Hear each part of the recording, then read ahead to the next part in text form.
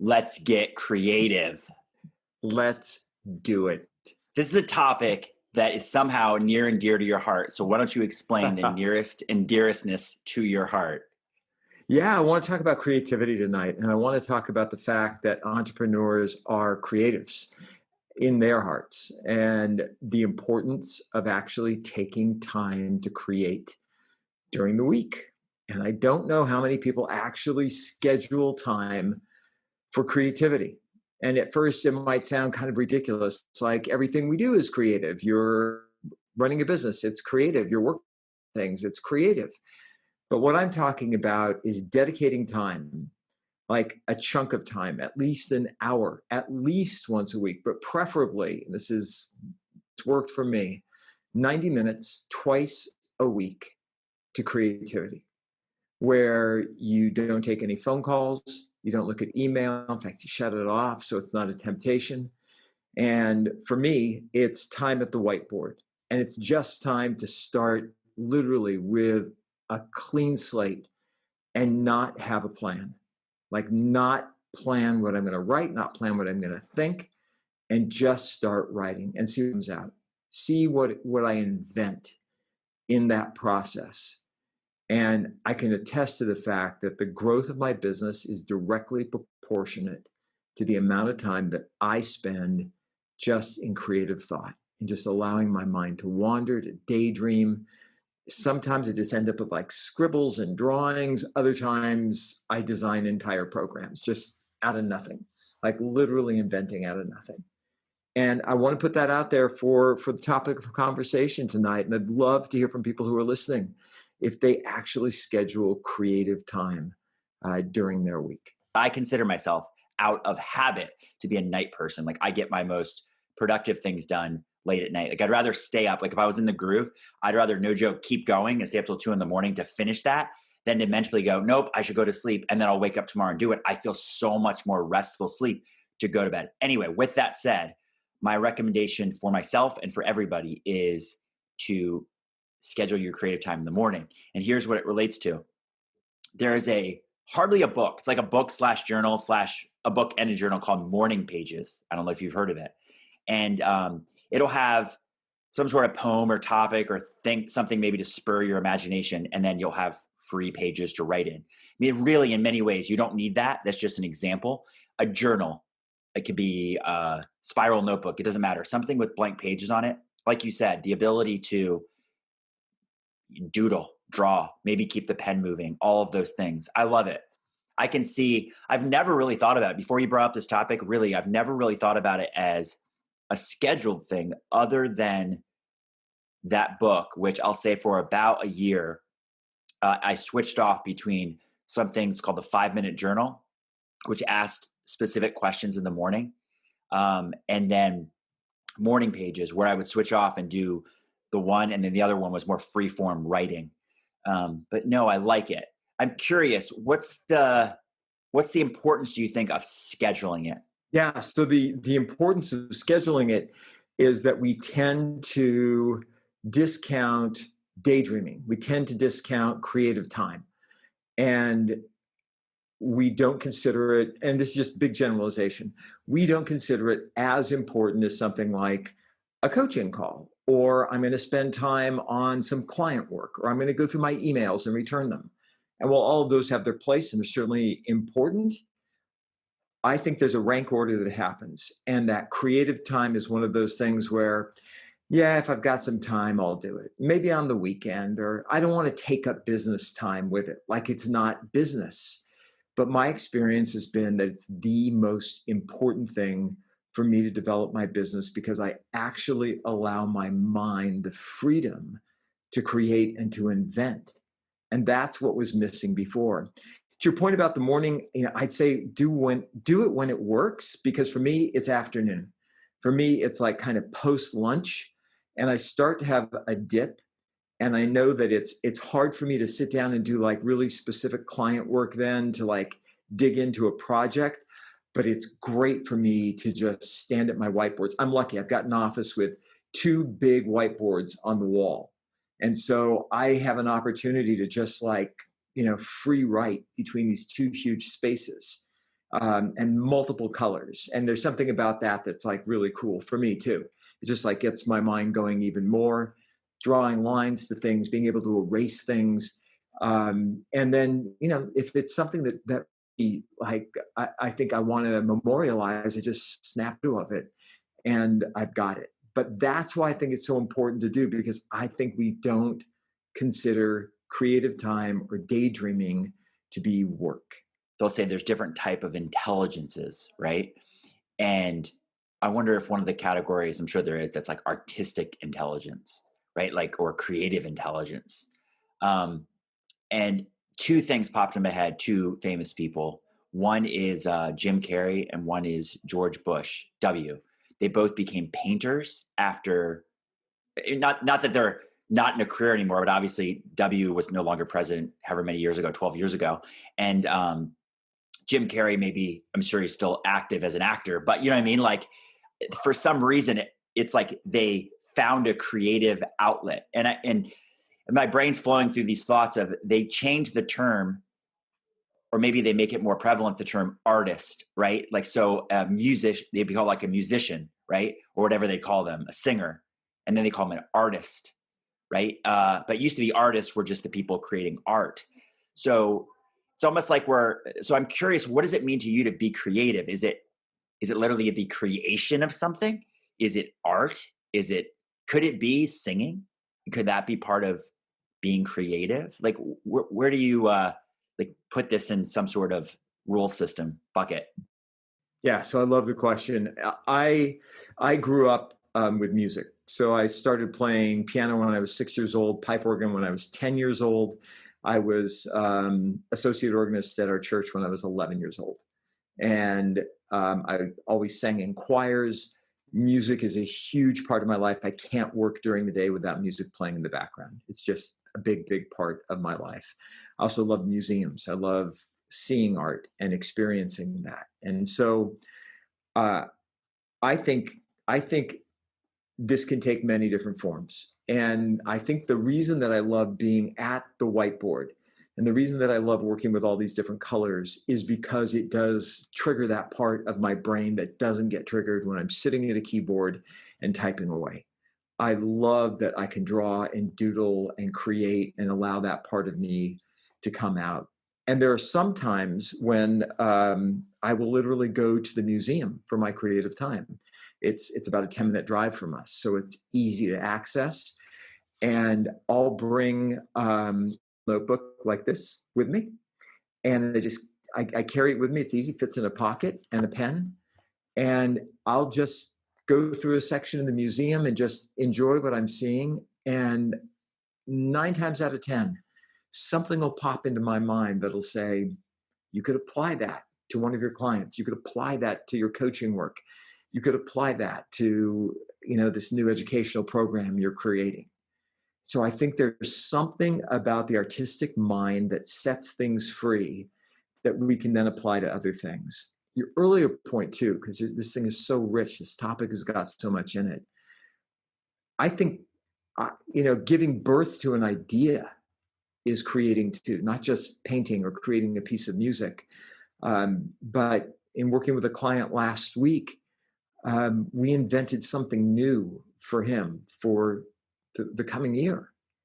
And like the look on his face, when he hit upon that idea of what it was going to look like, it was amazing, because it was him inventing and creating and allowing that part of his mind to actually flow first before any kind of business plan. He got to this inventive, artistic piece, and it was out of that he then was able to create a business plan for moving forward. As a consultant in a prior time for Tony Robbins, he had a program called Business Mastery, still has it. Now it's virtual. And he said there were 3 business archetypes: the artist, the visionary leader, and the entrepreneur. And so I was thinking back about that as you were talking about, as a consultant, how you work with businesses and how important you think this is. And I'm curious, is there certain, I'll say personality type or roles in a business that where you're like, it doesn't have a impact on the business. It may for you, Ken, you could say, I can see a direct correlation between using this creative mind and then the growth or improvement of the company. But as you go to the inside of the business and you're looking at the different leadership, and you could see that, you could say like, this guy's role doesn't, like, artistic or creative mindset is kind of irrelevant.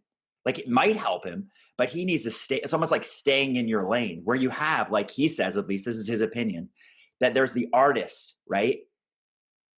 And that artist may be the one that brings that perspective or brings that unique thought process. So he's in the room with these other two roles, let's say, and he's coming at it differently. I'm just curious of how that plays out as you think about what I just said. Without a doubt, there's different personality types, and without a doubt, this is going to resonate differently for different people. I think for people that can't get their head around, the notion of creativity or creating or being an artist per se, being even a creator, for them, just powering through business is the thing that matters most.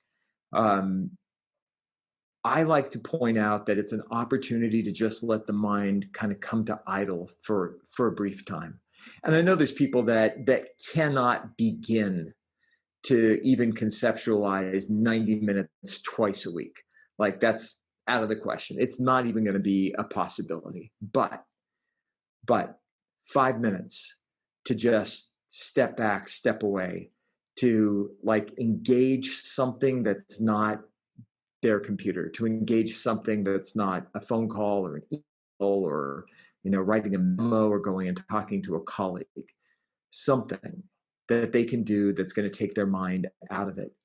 So I've recommended a bunch of different things for people. It's like there's one executive that I work with at a particular company, and he's a soccer fanatic. And so for him, it's just tuning into a soccer game for 10 minutes to just get his mind like in something else, to switch the brain to a different side. That's like really freeing for him. It turns out that not only does he love watching, he loves playing the game, plays on a city league. And so for him, it connects him to that time when he's able to go out in the evening and play and let go of the day. And I think there's value in that, because like I said at the beginning, he's able to disengage his mind from what it's working in. So the downside to me of just stay in your lane is that lane can become overwhelming, and that lane left to itself can just lead to burnout. Yeah, and I know we've talked about that in other podcasts about the burnout, right? So almost like you get piled on and you feel like there's so much on your plate. So it's almost like a brain break or a state of mind break to enter a field outside of your lane, like you're saying, right? Like staying in your lane could lead to that burnout. Or sometimes, and maybe, I don't know if you've ever done this, and it's, once we're hopefully in a post-COVID world, it'll be a little bit better to do this, but maybe bringing in activities like an art class, right, for the people, or singing lessons, or like just something. Or I've seen those, they used to do them in school growing up, where you'd go to these camps and they would have like group activities where you'd like almost solve puzzles, but it would be like connecting chains of people, like get across this bridge and do these different things. I see and I almost look at them all as like creative outlets, right?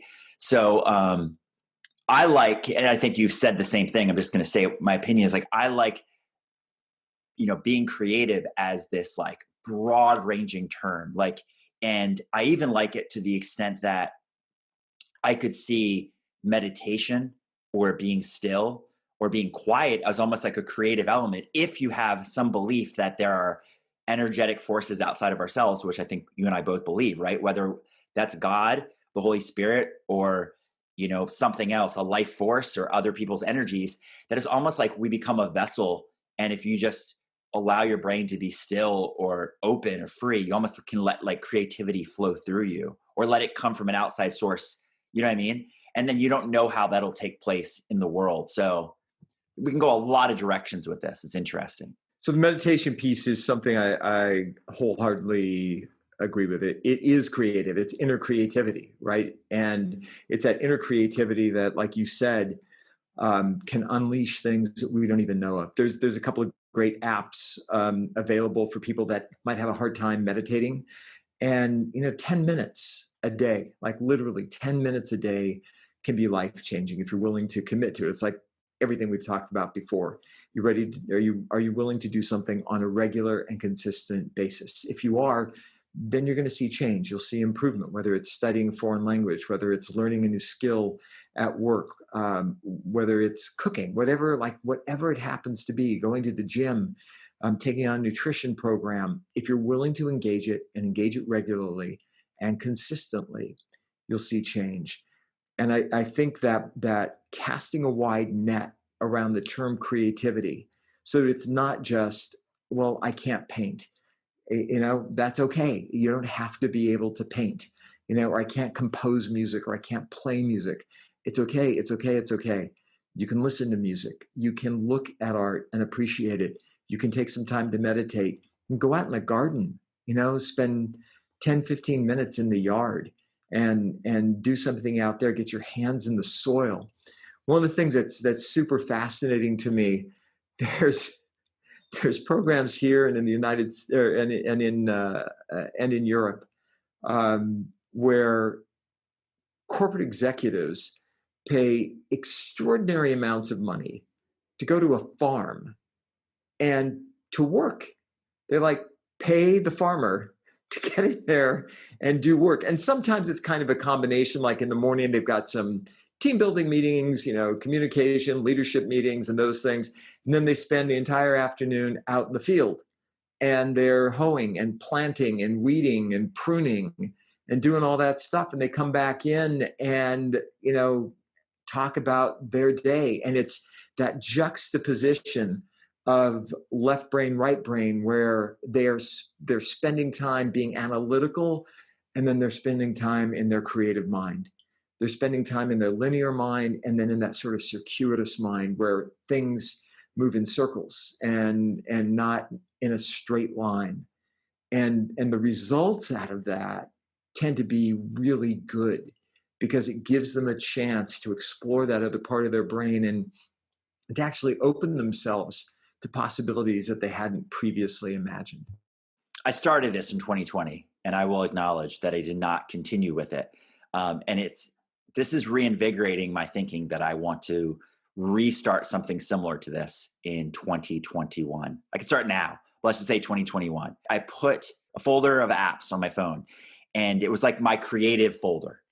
And the three apps that I had in there were chess, poker, and Spanish, right? So I have Rosetta Stone for Spanish. I had this poker app for playing online poker games with people. And then I had this chess thing, and this is true. I've never played a game of chess in my entire life, but I always hear people talk about it, and I understand the general rules. So I started with literally an app that would teach you how to play. And I was just going through and learning all this stuff and learning, understanding. I still have yet to play a game. But and something recently that's been intriguing to me has been pickleball. I don't know if you've heard of that or you're familiar with it. It's like a mini tennis, and a lot of golfers play pickleball, and it seems to be an interesting thing. And so next to the place where my daughter does dance, they opened a center, an indoor pickleball, a bunch of courts, right? And they have leagues and things. And I thought, oh, that's something.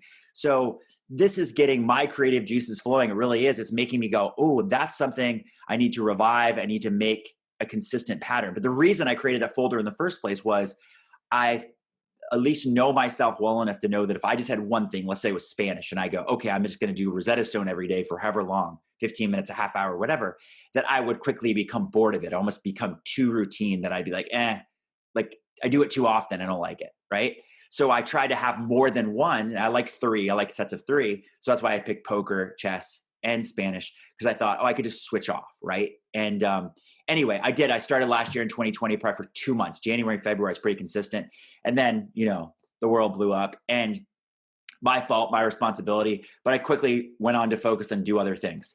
But in any case, I like where I was going with that. I'm going to start doing that myself. And if I'm going to give any advice to anybody out there, I'd say come up with maybe your creativity folder, right? Like find at least one, maybe up to 3 things that you're curious about, and then just schedule time. Like you said, schedule it. I think that's right on, right? And even schedule 5 minutes, schedule 5 minutes a day, and then say, what's next in my creativity folder? Oh, today's Spanish day, and then do 5 minutes. And if you feel so inclined, go past your 5-minute mark.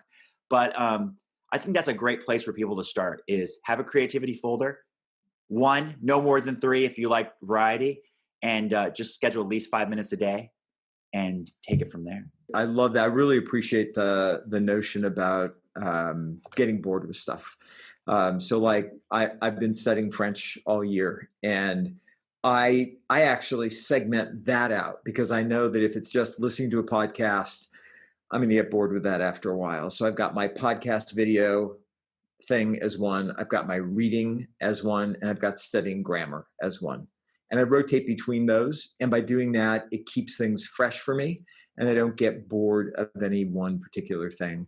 I think the folder thing's a great idea for people. I think whatever it is, whether it's, time at a whiteboard, and I keep saying that, but I love my whiteboards.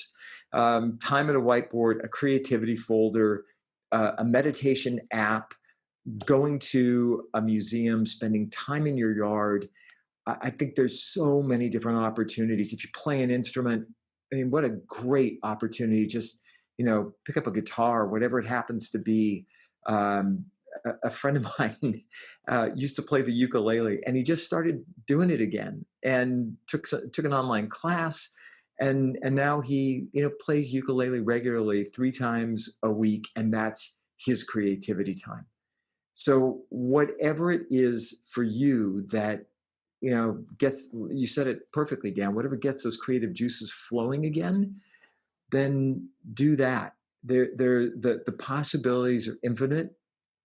Scheduling it, to me, is the most important piece. If you can do that, you're going to be in great shape. We could go on this topic for hours and hours with great ideas, but I think the key is just for you to hear these varying ideas that we have and find one that you're going to say, they got me interested enough that I'm just going to pick one thing that's going to allow my creative juices to flow. It's going to give me a creative outlet, and just start there. Start tomorrow.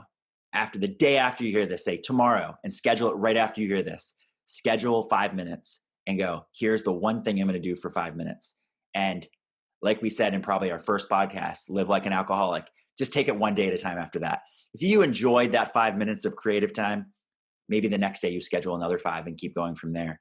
But start somewhere, lay that first brick, and I think you'll be really happy with the results. And Ken, I give you all the credit here, because this was your topic, and I know it's near and dear to your heart. And now it's getting me excited about getting back my creativity flowing in my life. See, and that makes me super happy that people are allowing those creative juices to flow. I think that's what we need right now. We need that individually. We need it as a world. And the more people that are engaging that, the more people that are getting connected to the thing that gives them joy on a creative level, the better off we're going to be. Thank you, guys. You're amazing. We value you. It's because of you that we do this. So if you found value in this podcast today, go check out our library. You might find value in other podcasts we've done. And if you're this amazing person, you don't even have to be creative, and you'd like to be interviewed on this podcast because you have some amazing things to share, reach out to us. Let us know.